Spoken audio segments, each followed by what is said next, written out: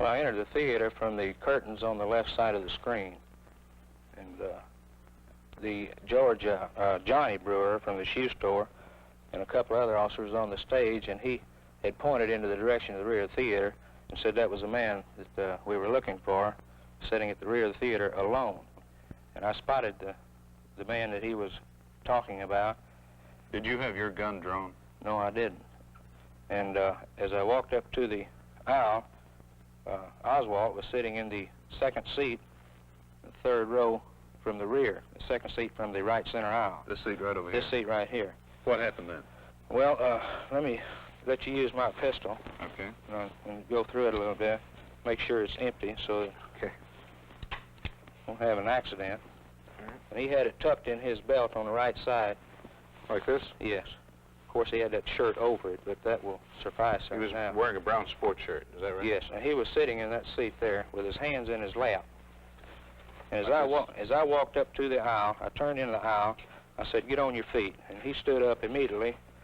He brought this right hand up to his chest. Did he say anything when you... As he was bringing his hands up, he brought the other one up to eye level. He said, "Well, it's all over now." That time, I was reaching this way, and his hand got in front of mine, owned a pistol. My hand grabbed the pistol in this manner, and he hit me with that left hand to the nose. And when he did, I came back and hit him like this.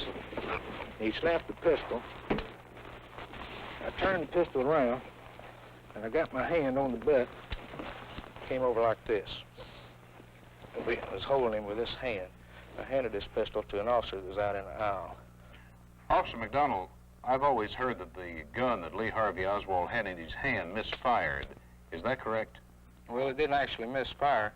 If you'll cock it, I'll show you the position my hand was in whenever it snapped on me. The fleshy part of my hand between the thumb and forefinger was between the hammer and the firing pin hit the skin and then struck the primer, which slowed the action down. It sort of pinched that fleshy part of my hand in there. So actually your skin got between the hammer and the primer? Yes, and it didn't get the full force of the firing pin. Consequently, the shell didn't go off. And I believe that's what saved my life. Had you ever seen him prior to this day here in this theater? Never in my lifetime.